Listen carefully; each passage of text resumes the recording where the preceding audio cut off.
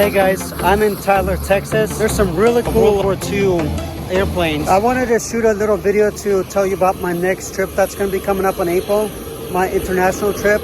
I'm going to be heading somewhere in Europe. I can't say it yet, but I do want to talk about so far my experience in getting my airplane seat reserved through Delta Airlines. Surprisingly, for a round trip on premium economy, I was amazed how affordable it was, so I decided to go ahead and book it. And keep in mind, when I say affordable, this is based on going for 2 weeks. With Delta, what they call Comfort Plus, which I believe that's a premium economy, for round trip, I paid $1,318, and that includes taxes. Again, I'll reveal to you a little bit later exactly where in Europe I'm heading, but that won't be till about beginning of April. With Delta, I had a few little bit hiccups in the beginning, and sometimes doesn't let you purchase the ticket, so you do have to call somebody.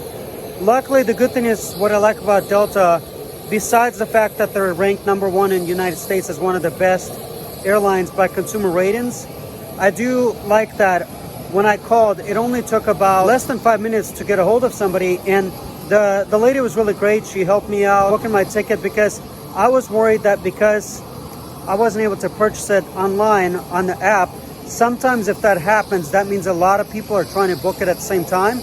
So what will happen is Delta sometimes will raise their prices. They want to decongest the amount of traffic that's coming in through their app or through their website. Once I booked my flight, which technically was far in advance, which this is a really good travel hack if you're somebody that is planning on traveling long term, my recommendation is try to book your flight at least 2 months in advance minimum.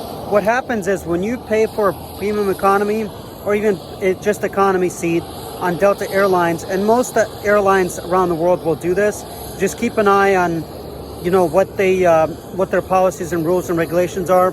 I know with Delta, once I booked my flight, not even probably 2 or 3 days later, what they did is they invited me to buy a business class seat for much less than what it normally would have cost. To put it in perspective for you guys, a business class on Delta would cost about $1,000 one way, not round trip, just one way. And this is to the country in Europe that I'm heading to. I'm not going to disclose it just yet, but stay with me. I will talk about it a little bit more in the beginning of April. They offered it to me for much less. Like I said, it did cost originally $1,000 to go one way, but because I booked my flight 2 months in advance, they offered it to me at a discounted rate of about $475.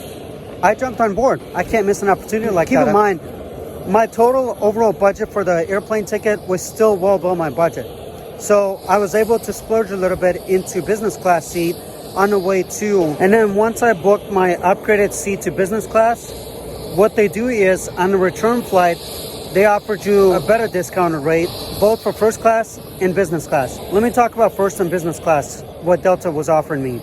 So on the first class seat, if I were to book it, they were offering me about $1,500, but I just want to spend that kind of money additionally on the first class because it would have come over my budget.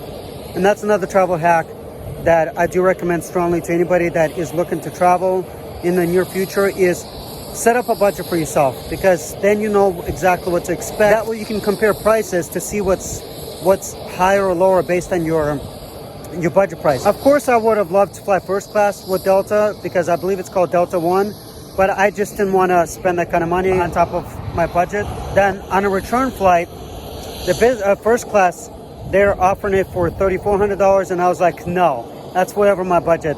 And then for business class, they were offering it originally as of nearly a week ago at $1,100.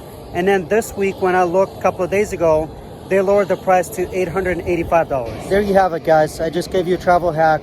If you're trying to fly somewhere, whether domestically or internationally around the world, most of the airlines across the world, they will offer you a discounted rate if you buy 2 months in advance. And I would say, whatever your budget is, set it up in a way where you know you're going to book your flight 2 months in advance. And then from there, start looking at premium economy or economy seats, because most airlines, they will offer you discounted rates for business class and first class seats. My personal opinion is don't buy the business class or first class seat when you know you can get it at discounted rates. And on top of that, the other way you can get cheaper airfares through economy, business class, or first class seat is if you buy miles.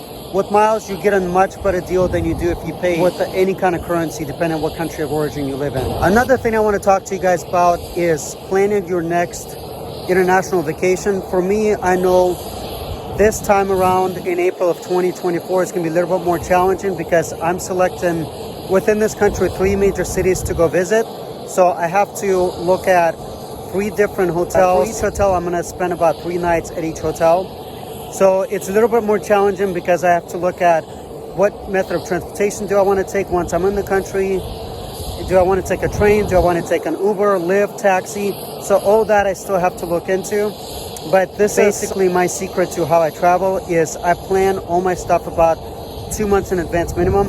So far I booked my hotel for 6 nights in 2 different hotels in 2 different cities. I still got to book 1 more. After I book my last hotel in my last city, then I can start looking at different accommodations. Do I want to go to museum? What do I want to do in this country? And then in each city in particular, I've already kind of been looking into individual things I want to do there, just to kind of highlight top 1, 2, or 3 things that if you're going to be traveling to this country, something that you could do. And you could always ask for my advice, or if you want to look into possibly, consult me on something, we can definitely look into something like that as well. I definitely will be posting more about this trip that's coming up in April.